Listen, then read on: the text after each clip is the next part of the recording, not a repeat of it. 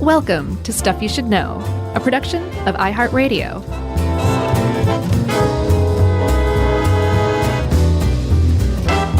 Hey, and welcome to the podcast. I'm Josh Clark, and there's Charles W. Chuck Bryant over there, and Jerry's lingering somewhere out there, and this is Stuff You Should Know.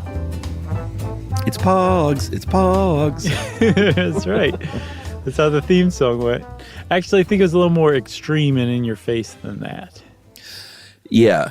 You know who is a big POG enthusiast is friend of the show, Jesse Thorne of the Maximum Fun Network. I did not know that. I've heard him talk about it. I mean, he's the right age for that wheelhouse, and I've heard him talk about it on Judge John Hodgman, and with great enthusiasm. And I'm always like, what are POGs? I've never even heard of these because I'm an old. Yeah, I mean, I'd heard the word before, but I had no idea what really they were, or what you did with them, or anything like that. So a little before your time too then, or after your time. A lot after my time. I mean, you had to basically be 10, 11, maybe 12. In the early 90s? I'll give you 13. Between 1992 and 1994, maybe 5. Very specific niche window, but these things were so big that it's just like if you were a kid in the 90s kind of thing, like you played POGs. Like everybody was playing with POGs for like 2 years. And it was kind of like the definition of a flash in the pan fad. Yeah, and we should thank HowStuffWorks.com, Mental Floss, FirstWeFeast.com. That was a good article. It was pretty good. And then military.com for our little cherry on top at the end.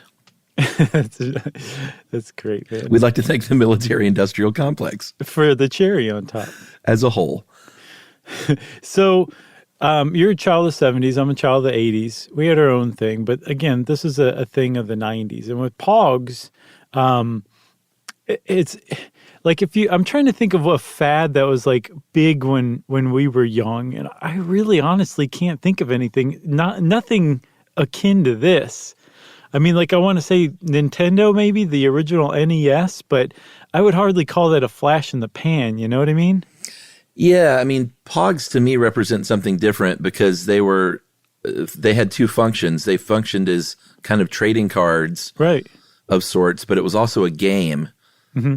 And if you're listening and frustrated already, we should say very quickly that POGs are these little circular discs, and we'll get into the ins and outs of them. And no, this is it. This is our one shot at explaining it right here.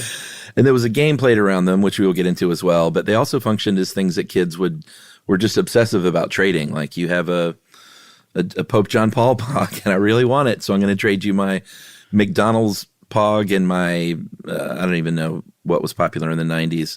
My grunge Beavis POG. and Butthead POG. Yeah, there was probably Beavis and Butthead POGs. Oh, there definitely were. I've seen pictures of them on the internet. Sure, that means it's real. I don't know if anybody went to the trouble of photoshopping that, but I guess it's possible. We should question everything we see on the internet, I guess. And this also crosses over with The Simpsons because very famously Milhouse traded Bart's soul away for a set of POGs in one episode. That's right. And it comes full circle, Chuck, because there were a lot of Simpsons POGs as well. Oh, I'm sure. Can you name the character of that were on the POGs that Milhouse traded Bart's soul for? Do you know? Yes. What? Alf. Oh, they Alf were Alf. POGs. Alf is back in POG form. That's pretty funny. Yeah. So what I was trying to get at earlier was like there was like this that POGs were like a huge flash in the pan fad that just burned white hot and then just went away very quickly.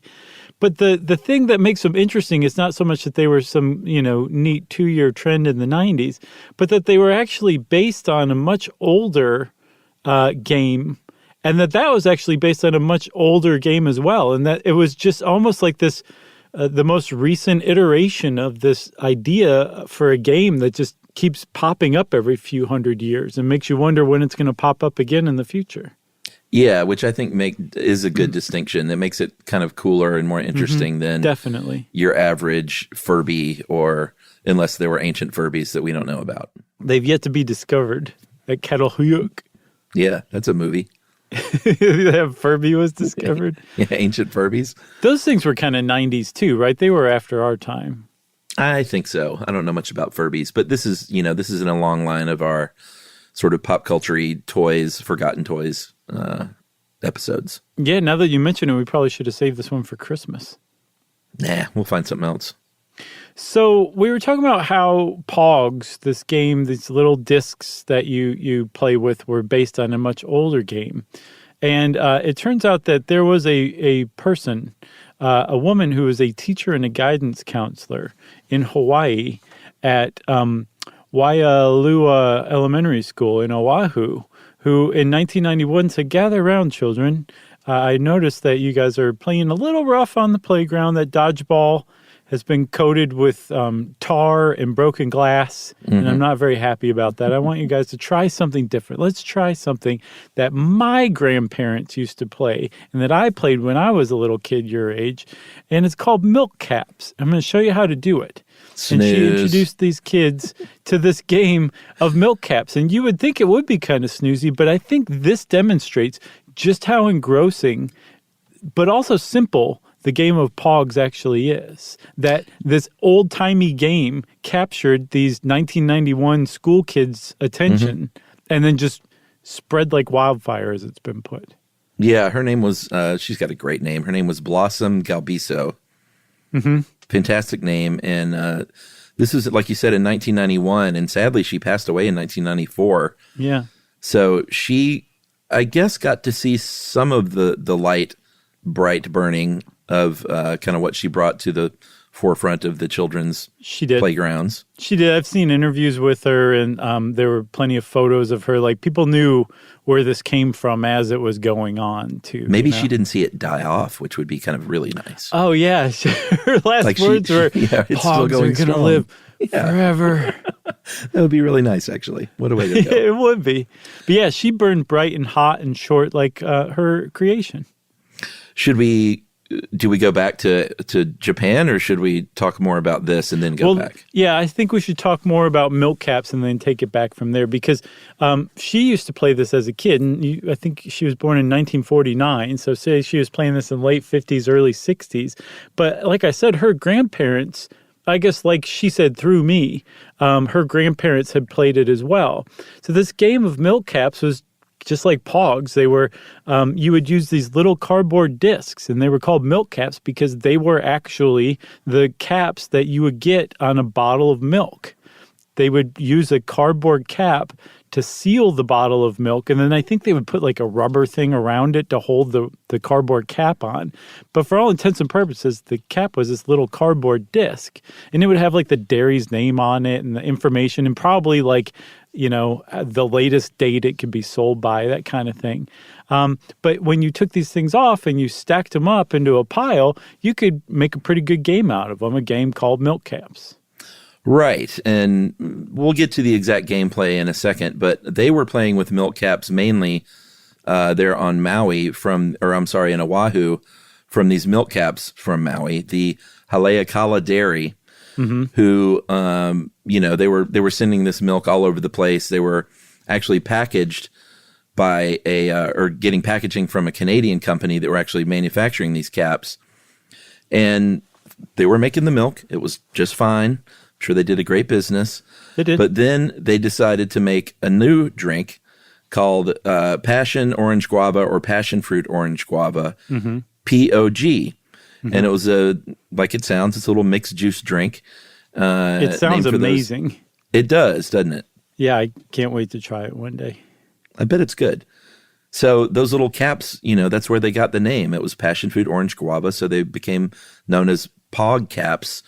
And even though, as the years trickled on, the very few years that it burned white hot, there were many other caps. It was sort of like the Kleenex, like everyone called them POGs, regardless of where they came from. Right. And I'm sure there's plenty of people who played with POGs as kids and had no idea that it was an acronym for passion fruit, orange, and guava, I bet most kids didn't know that. But because it was that dairy, what is it? I practiced saying it a bunch of times because we just screwed up so badly on our Hawaiian Overthrow episode. I would say Haleakala. I think it is, but I think the accent's actually on the last syllable. Halea Halea kala. kala? Yeah. Okay. But so this, because it was a dairy, they were just using milk caps for their POG juice as well, because they were packaging it very similarly. But because people didn't really buy milk in bottles anymore, the POG caps were much easier to come by because everybody was drinking POG because ostensibly it was just this delicious drink. Yeah. So Get that sweet juice.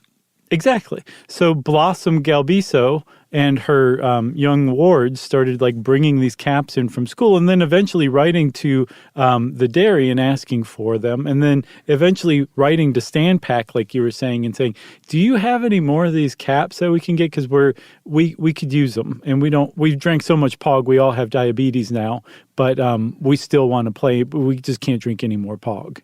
That's right. And Standpack, I don't think I named it. That was the Canadian packaging company. Yes, yeah, which is still around today. Yeah.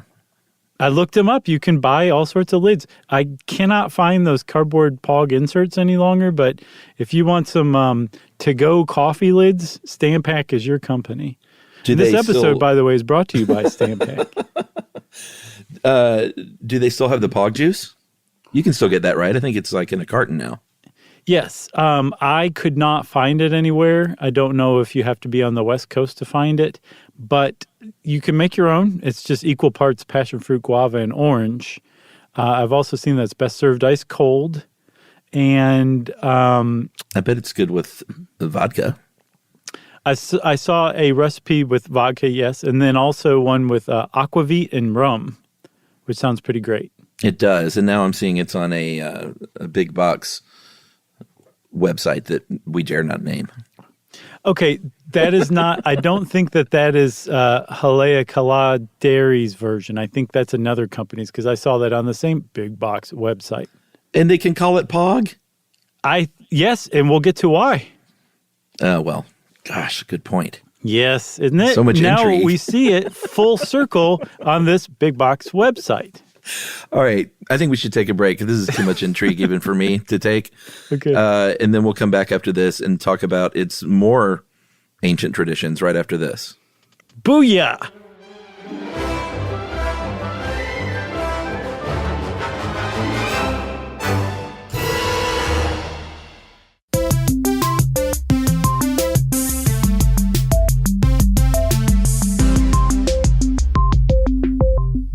All right. So we're back.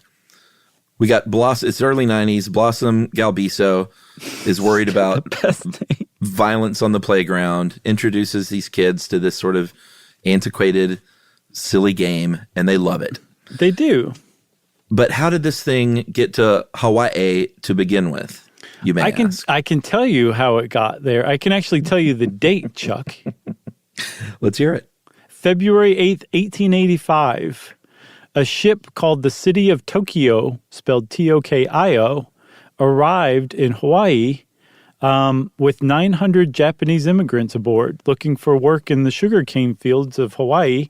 And that was the first Japanese immigrants in the modern age who showed up in the late 19th century and began this huge influx of Japanese immigrants. And you might say, well, what the heck does that have to do with milk caps? And I would say, calm down, settle down. We can tell you that too. And then I'd wait a little while until I'd gotten to the point where I feel like you have calmed down, and then I would proceed with it's actually milk caps is based on a Japanese game that these 900 Japanese immigrants presumably brought with them because it was that popular in Japan. That's right. It was called Menko, Menko, and it was a card game in Japan that came about in the Kamakura period from about 1185 to 1333 BCE. That's old. That's pretty old. And so what happens in that game is a player puts down a card, and then their opponent tries to flip that card over by throwing their card.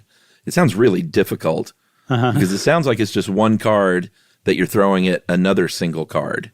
It's way harder than POG. And if you flip the card over, you get both of those cards. Mm-hmm.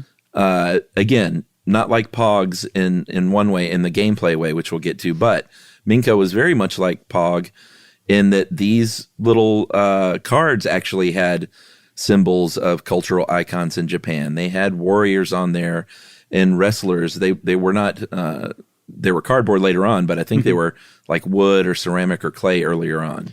Yeah, and when they were a game called, I think, Mangetto, they were made of clay, and they actually more resembled POG chips or discs than Menko did. Because Menko turned them into like what looked like, I think they were considered the predecessor of trading cards.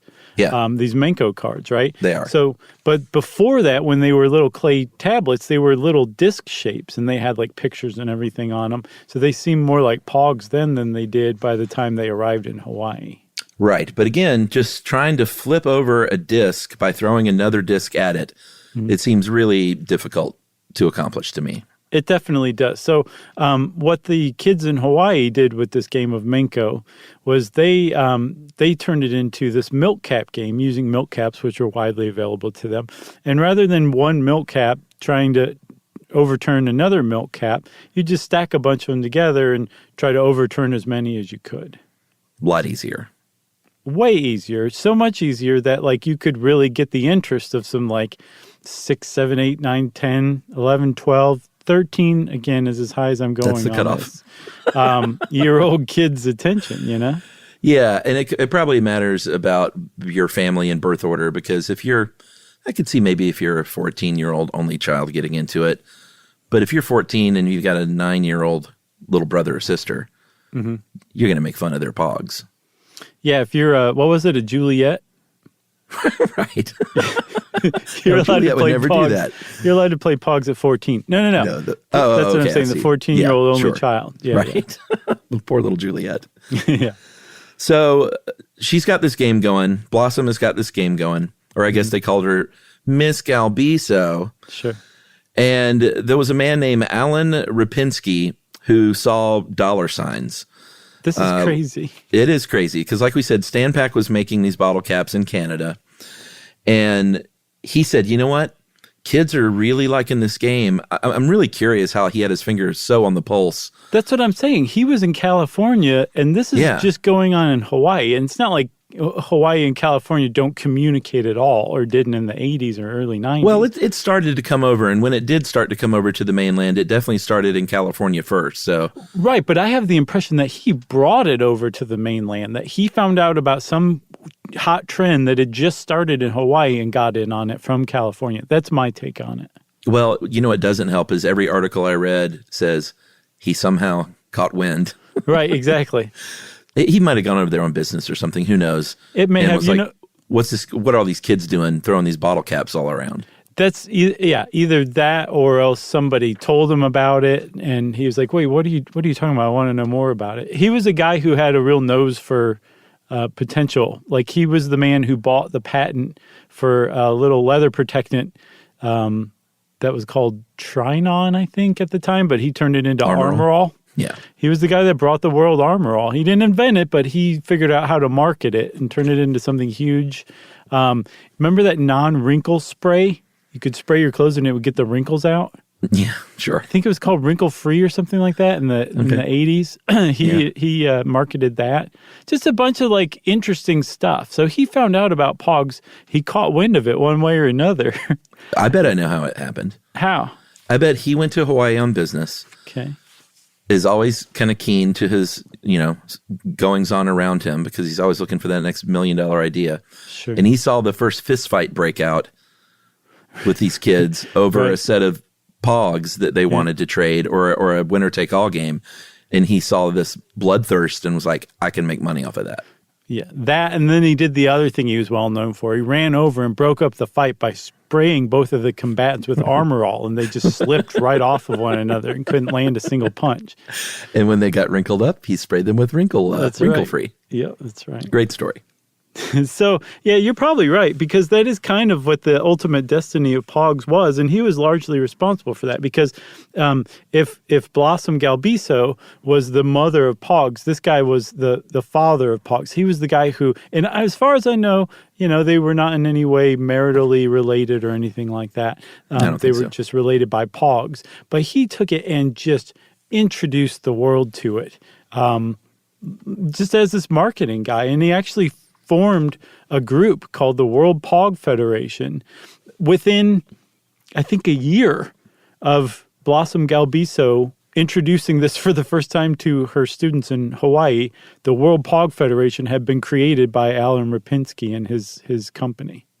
Yeah, and he did something very, very key to this story, or in this story, kind of when you mentioned about Haleakala and the fact that they did not have great financial gain from this. It's because Rapinski saw the writing on the wall and said, hey, why don't you sell me that brand name, that POG brand name? Because, like, who cares? Like, you don't care, right? You're just pumping out this juice. You can still pump out that juice. Yeah. And they said, sure. And they sold him the POG brand name. And that was it. They were sort of cut out of, I guess for a little while, people were maybe buying their stuff a little more than usual to get these POG caps. Uh-huh.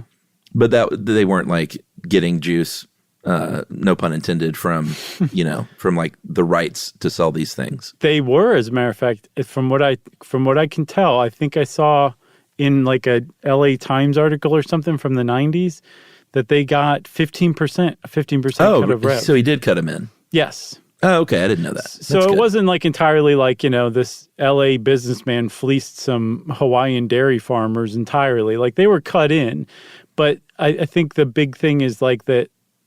As far as the dairy was concerned, they had no real role in this other than accepting, some money and big fat checks for a few years, I guess. Sure. Yeah, sure. And that's it was ultimately a misstep on their part. But Rapinski, he's very much credited with, introducing this to the world, but he's also credited with making this thing burn so hot that it was just inevitable that it was going to last a very, very short time.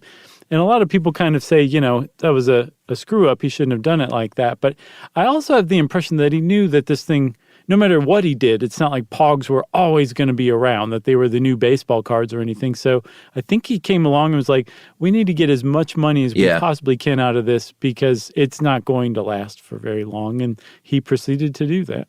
Yeah, so he created Pogman, the mascot. Like you said, they started having these tournaments. Everybody, I was not kidding about Pope John Paul. I think they bought like 50,000, the Catholic Church POGs, when the Pope came to New Jersey in 1995 to give them out. Mm-hmm. Bill Clinton was on one. They had altruistic campaigns. They had the Dare Not to Do Drugs campaign started making POGs. And, of course, the major chain restaurants got involved, and Del Taco and Taco Bell and McDonald's. Disneyland, everybody, anything that you could put on a POG, because, these kids are holding these things and trading these things. It was like liquid gold to an advertiser because they were everywhere. And kids were fighting, like literally fighting over them. So anyone and everyone tried to get an image on a POG cap, even if it wasn't the official, like, licensed one. Yeah, like if you released a movie during the POG era, you probably made POGs for it, especially if there was Alf, yeah. There's a set of Pulp Fiction ones that are pretty cool. Really? Yes, there are. I would think that would be just on the bubble. I would think so too, but nope. It was I've seen it with my own eyes. Well, on the internet. 1994. So I guess somebody could have photoshopped them. But Jurassic Park had a set of hologram ones that were pretty cool. Yeah, those were cool. I think somebody tried to sell them for $1 million on eBay, and I don't believe they actually got $1 million for them. People I'll give you 100. I think that's probably about how it went. Because, people want POGs to be worth a lot more than they are, and they're just not. It's just too recent, and there's too many of them. One I saw that seemed legitimately like about $100 was a Stussy one, which was super cool. It's like silver, shiny, kind of hologram company. Yeah. Yeah. And then it's got like the reggae colors on it and everything. It's a pretty cool POG, to tell you the truth. Yeah, I don't even know if I would have been in the wheelhouse. Like, I think a lot of this depends on, and we'll get to this in a second, like you're playing it at school some, but then the schools try and shut it down because it's very disruptive. Mm-hmm. So then you have to live in one of those great neighborhoods where there's thousands of houses and kids are just all over the place. And, as I've said before, I grew up in the woods on 2 acres of land with nary another child in sight, except for my brother. So I think it kind of depended on that kind of after school trading in the cul-de-sac thing that I never got a piece of. No. You had to play POGs with Dirt Friend, the pile of dirt you named your friend. I did have dirt friends. It's not funny. So I wasn't trying to be funny. Okay. There is nothing funny about that, Chuck. No. Mighty Morphin Power Rangers were another big one. Oh, of course. I'm sure those, that was a big deal at the time. Very huge. And then if you wanted to brand to kids, this was a great opportunity to do it. Now, legitimately, you had to go through the World POG Federation because all these things were supposedly POGs. And if you wanted to print your own POG, it didn't matter who you were. You had to go license the ability to do this from Alan Rapinski and the World POG Federation. The problem is, if you own the license, the trademark to a little cardboard disc that anybody could make if they wanted to. That's like the technology is really easy and low hanging to make these kind of things. That, yes, it's going to be like a large business like Taco Bell, who's just not going to be bothered with a major lawsuit that will cost them more than it would to license the rights to make POGs and give them out as some promotional tool. But anybody who's even remotely interested in the knockoff market just dove in head first into POGs, and the market became saturated really fast, not just with Rapinski's officially licensed POGs. There were plenty of those, but also just knockoffs galore. Yeah, there's a couple of staggering statistics here. It says here in California alone, at one point, POGs were selling $10 million a week in one state. And then, and of course, Jesse Thorne's from California, so it may have been, I know they were nationwide and then worldwide, but I get the feeling that California was a real POG hotspot. That's my impression as well. But in 1994, well, I guess there it is, 1994, Pulp Fiction year, 350 million POGs sold. So it was still going strong in 94. Yeah. So kids were trading GIMP, GIMP POGs. That's exactly right. Or ones that say I'm about to get medieval on. Yeah. So we can conclude then, Chuck, since they were still going strong in 1994, Blossom Galbiso died in 1994, so she did not have to see the end of the POG trend. She went out on top. Look at that detective work. Isn't that great? And they buried her with a POG of the back of Ving Rhames' head. That's right, with a Band-Aid on it. You want to take another break? Sure. Quickly, though, want to plug, since we're talking Pulp Fiction, I had Jack O'Brien of the Daily Zeitgeist on, and we talked Pulp Fiction, and it's out in the world, and it was a great discussion. So that's awesome. If you like Pulp Fiction and movie conversations, check it out. And Jack O'Brien, too. Jack's the best. We'll be right back.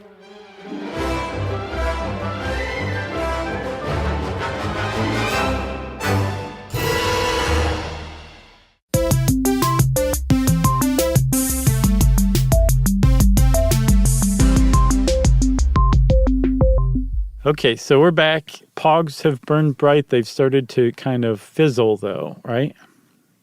Yeah, and, I kind of hinted at it. One of the reasons was that schools, they had to clamp down on this thing because there were fights over POGs. Because if you play, playing for keeps, that meant, and we'll go over the full, I guess we kind of went over the gameplay, but should we? Yeah, you want to now? Yeah, I guess so. Okay. The first thing you decide is, are you playing for keeps or not? And playing for keeps means that you go home with the POGs that you collect from your friends, and there's no givesies backsies. No. And those are serious games if you're 10 years old, What's funny is you just used two terms used for marbles, which bears a striking resemblance to POGs as well, or at least the way you play marbles and some of the rules involved. Yeah, because you collect these things as a kid, and you really, if you have to give up that GIMP POG, you're really upset that you've lost that thing. So fights would break out, and schools start to have to clamp down and literally banned it in quite a few countries at one point. Yeah, because also this is a game of chance. We're going to tell you how to play in a second. It'll become very clear that it's almost entirely luck. And so it's gambling. There's, if you're playing for chips and these things or you're playing for POGs, and these things are coveted, little kids don't necessarily deal with loss like that, especially sudden, unexpected loss that they hadn't really anticipated the consequences of. You can get in fights. You accuse people of stealing. POGs became problematic very quickly. But this was also during the same era where Bart Simpson touting that he was an underachiever, got T-shirts of Bart Simpson banned in schools. Yeah. So schools were seemingly a little stricter back then in the early 90s than they are today. Although I can't say than they are today. It just seems strict now in retrospect. Yeah, I think that's right. And I'm going to stop the people from emailing you right now. Okay. I'm going to do you a favor, my friend. Thank you. Because you said that it's basically luck, and I guarantee you there are some 30-something to early 40-something POG enthusiasts that are really mad at you right now that had their POG technique down that they claim was like superior to their friends and that there was skill involved. Well, I So stop the appreciate emails. you saving me a bunch of time replying to all those emails saying you are wrong. You think it's luck? Yeah, it is luck. So let's talk about how to play this, right? So when you play POG, you need basically a flat surface and a bunch of POGs. You need at least one other person. And from what I was reading on the internet, it seemed that was usually how many people were in a POG match. There's 2. One-on-one? All right. Each person puts up the same number of POGs, and apparently the ideal stack of POGs is 12. So each person's ponying up 6 POGs. Whether they're the most coveted or not, I don't know.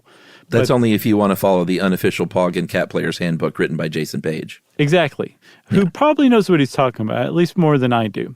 So I'm going with his number. So you form a stack of POGs, and you get your hands on what's called a slammer. They're all face up, though. You got to say that part. Oh, thanks, man. So yeah, if you look at a POG, on one side is basically what is the design. On the other side, it's either blank or there's minimal design on it. It's very clear that there's one side that's like the face. And you said they're face up or down? You put them face up. So you've got your stack with Bill Clinton on top and the other stack with the GIMP on top. Okay. Going head to head, and that is how you start the game. Oh, is it? Okay, so my understanding was that they were all in one stack. Oh, no. Yeah. Sorry. Jeez. Okay. People are so mad at me right now. So then... you put them up against each other, then you stack them on all on one. Yeah, okay. So you've got a stack of 12 POGs. We should probably edit and redo this whole thing. No, I think this is good. And then you take a slammer. And a slammer is basically a POG-shaped object that's almost like a mini hockey puck. It's made of heavier material than like cardboard. So it's like glass, like a heavy glass kind of thing, or rubber or metal or something like that. I wonder if there are restrictions on that. No, this is a free-for-all, man. POG was a free-for-all, which is why the parents just didn't get it. You know, why they couldn't stand it. You could bring in like an iron slammer? I think so. I saw somewhere that it was frowned upon among players because the metal would often dent at least the top POG. And if that was your POG, you might be like, man, that was why'd you dent my POG? But other than that, I don't think that there were restrictions on it, although, I'm sure informally there were. Like my GIMP's got a dented zipper. Exactly. But you would take the slammer and you would toss it down. Now, here's the part where you were referring to earlier that people were going to email in about. Because it does take some technique to slam this thing down. Because if you miss, or if you actually don't move the stack at all, that's your turn. The other person gets their turn next. So it does take some technique to hit the stack in the first place, but then also to scatter them in a certain way, right? And it's the scattering that's the most important part of playing POG. Yeah, and you know what? I know we're going to get emails. I guarantee you this is a game that had regional variations. It's just got to be. It's one of those kids' games where one playground might play it slightly different than another playground as far as the rules go. Sure, absolutely. And I'm going to stand by that because I know we're going to get people that are going to contradict one another and say that their version was like how they played it was the right way. But right. Until I read that book by Jason Page, which I'm never going to do. Oh, I don't know. Maybe somebody will mail it to you. So yeah, you slam this thing down, and this stack of POGs, if you hit it right, is going to kind of scatter everywhere, like you said, and then some of them will have flipped over with the face side down. Some will remain face side up, and that is sort of the key to the whole game. Yes. So the ones that have landed face side up, you get to keep if it was your turn. Now, those might be your buddies' POGs. They might be your POGs. It doesn't matter. Then you take the ones that are still face side, however they were stacked, up, I think you're saying, and then you put them back into another stack, and now it's the other player's turn. You keep going back and forth until all of the POGs have been turned over and kept. And however many POGs you turned over, that's how many you get to keep. And, again, whether it's your POGs or the other person's POGs, ideally it's everybody's POGs. And then there was another variation I saw that seems to have been pretty widespread. It was the poison POG. And these were usually like kind of a memento mori kind of thing, like scary skulls on fire and, or like an 8-ball kind of thing. And it would say poison POG. And the poison POG, if you put one of those in the stack, if you flip that one over, then you got all the POGs in that stack on that one turn. Oh, okay. I didn't see that. And this is another frustration because I went to some YouTube videos of like gameplay videos. Mm-hmm. And I saw several that had described the gameplay differently than the others, which leads me to think that there were variations because I saw one person say that you get to keep the POGs that are face down. Uh-huh. And that flies in the face of everything I had heard from everyone else. Right. Yeah, and I think it's flipping it over from the way it was before. I don't think it actually matters, but yes, you would want to you keep the ones that you flip over, whether now they're face up or down. Who cares? Right. And then I saw another where they said that you stack them, every other one is face up or down, but I didn't see that verified anywhere else either. So yeah, I didn't run into that one. Yeah, I just, people should say like these are Michigan rules, or something like that. Right. So that slammer, the heavier object that you throw onto the POG stack, you can make them out of all sorts of things, and they often had different imagery on them as well. But Mm-hmm. I saw one, and I saw this in multiple places. There was an O.J. Simpson one where it had a picture of O.J. Simpson's behind bars. So he was in the slammer. So he was on the slammer as well. Yeah, that must have been a legendary slammer because I saw that in a couple of places too. Yeah. The O.J. slammer. I wonder if he got a piece of that. I don't think so, man, and I don't think he's legally allowed to keep it even if he did. And then one day he would break into a hotel room and steal those slammers. That's right. Give me the slammers. Get them back. Man, I saw a documentary on that robbery. It was nuts. Oh, really?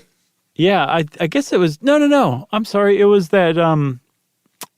what was that, 5-part series on OJ and the murders and everything?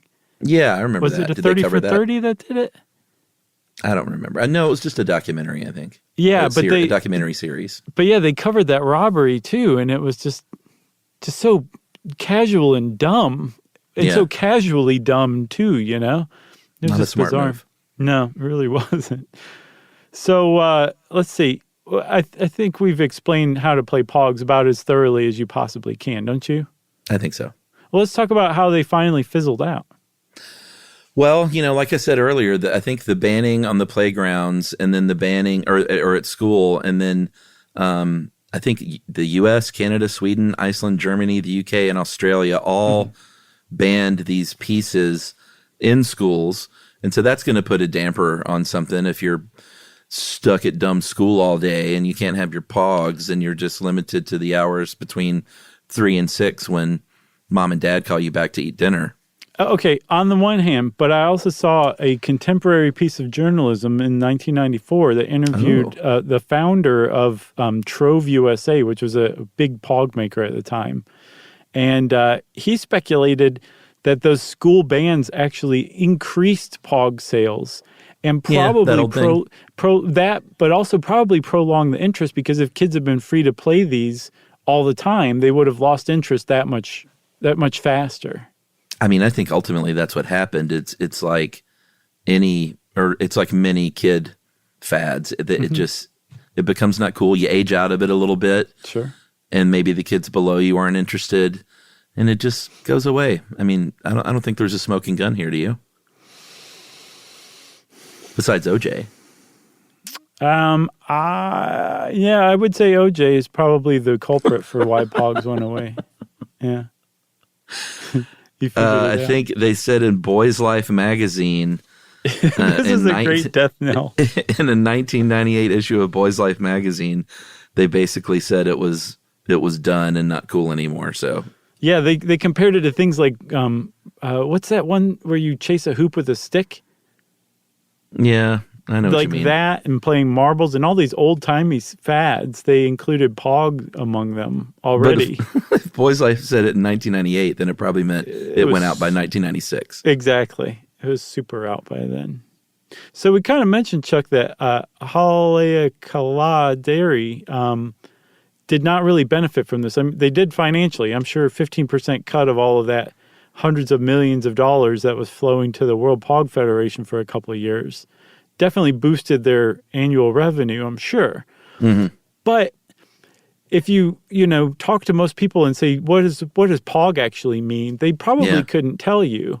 And so in that respect, a lot of the articles that I think both of us have seen about this have pointed out quite rightly that, that the dairy really missed an opportunity to become like legendary or become a part of the trend. And they were very quickly separated, and POGs became their own thing in isolation with no boost whatsoever to the dairy. Now there's kind of like this kind of retro nod to it that enough time has passed, enough people have written and talked about it, that the dairy's been identified as the source of POGs originally, but it didn't happen at the time, and this kind of retrospective about it is not really probably going to help the dairy very much, which is sad.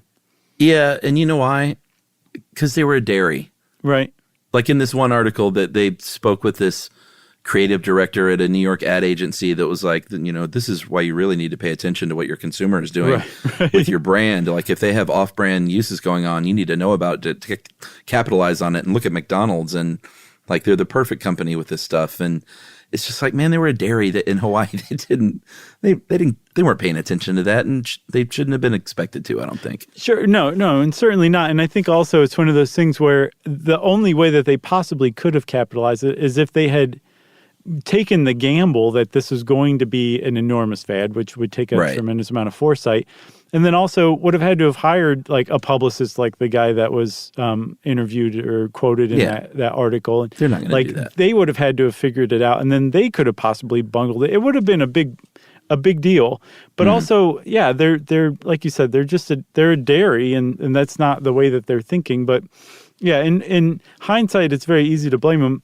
But regardless, I mean, it is a little sad that they got kind of left behind, but I don't think that they were any like worse for the wear from not having been on the POG crest along with the little caps, the little milk caps. Should we go to our cherry on top here at the end? Yeah, thanks to the U.S. military for this cherry on top again. Yeah, this is interesting because I had no idea about this, and I should talk to my brother-in-law because he's certainly been stationed overseas, but so the Army and Air Force Exchange Service stores, these are, let's say if the military is overseas in the Middle East or whatever, they're in Afghanistan, and they set up these sort of temporary on-base stores.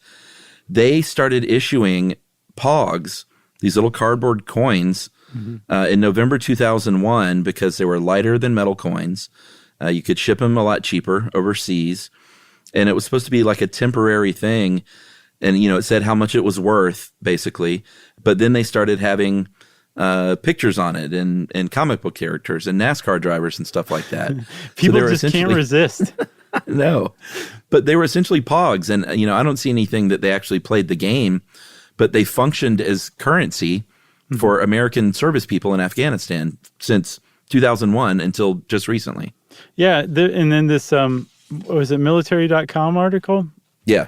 Where they were basically, they interviewed a few people who seemed a little like verklempt that these things had been phased out because they were like this kind of weird little part of their tour that you just wouldn't find anywhere else in the world. And the whole reason the military adopted POGs overseas, at least in Afghanistan, is because it's just so much easier to ship them. Yeah. And to chip in using them. It requires less effort to toss them into the pot. But I think $100 in quarters I saw weighs almost 6 pounds, and $100 in these little POGs weighs, a fraction of that. So just in shipping costs alone, it made sense. But apparently these POG coins worm their ways into the hearts of the U.S. soldiers in Afghanistan. I love it. Yep. Well, so long, POGs. And so long to the military reincarnation of POGs, there are no POGs anywhere now in the world at all. If you want to know more about POGs, just start looking them up on the internet and see what you think. And since I said that, it's time for listener mail. I'm going to call this Slime Mold Enthusiast. And it's not from you. I know, there's a fellow slime mold enthusiast. I'm one of them too now. Nice. Hey guys, loved your slime mold episode and figured I should crawl out from under the leaf litter and get in touch. It's pretty good, huh? Yeah. I got slime molds about 10 years ago for a kid's lecture and started giving it away so other people could play with these funky, chilled out beings without having to fork over hard-earned cash. You can dry them out on paper, cut them into portions, and pop them in the post, which makes things very easy. Things kind of snowballed quickly. I've now posted it to, this means mailed, for our American listeners. Very nice. I've now posted it to around 25 countries, ran stands at the UK's biggest science fair, giving out thousands of cultures, and I've got 3,000 about to go to Milan for an art exhibition. I am even selectively breeding them. That's very awesome. He calls them his pets. He said they're much better traveled than I am. He said they're fantastic things for children and adults to play with, giving it a selection of different foods, seeing what it'll go for as a firm favorite with school classes of all ages. Would you like some, guys? Yes, please. They're easy to keep. Same deal as everyone else. It's free. And there's a website here. I don't know if this is just for us or if it's for everyone. Well, let's say it, and then we can edit it out if he's like, no, please don't release that. Okay. You're either going to hear a long beep. Okay. Or you're going to hear censorship, this. Chuck. That's censorship. www.tinyurl.com/slime manifesto. Nice. And this has instructions in the backstory. I bet that's for everyone. The only thing you got wrong, Chuck, is that it's www period. Oh, yeah, that's right. And we get mad at pet ants. Are you taking a passive-aggressive shot at me right now? No, it's fully aggressive. Okay, good. Thanks to everyone on your team for your brilliant episodes. My job as a microscopist means I'm usually alone in the dark. Your podcast goes a long way to keeping me sane-ish. Mm-hmm. Cheers. That is from Ian Hans Portman.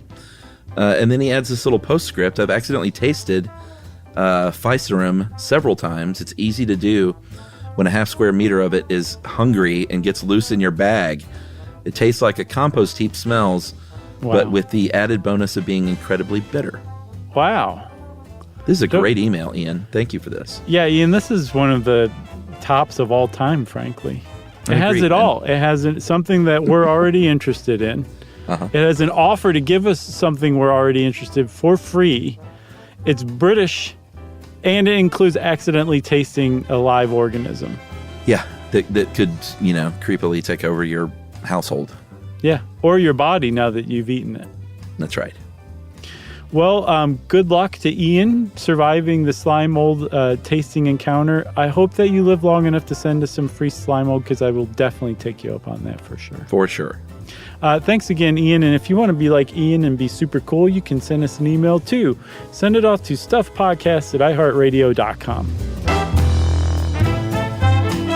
Stuff You Should Know is a production of iHeartRadio. For more podcasts from iHeartRadio, visit the iHeartRadio app, Apple Podcasts, or wherever you listen to your favorite shows.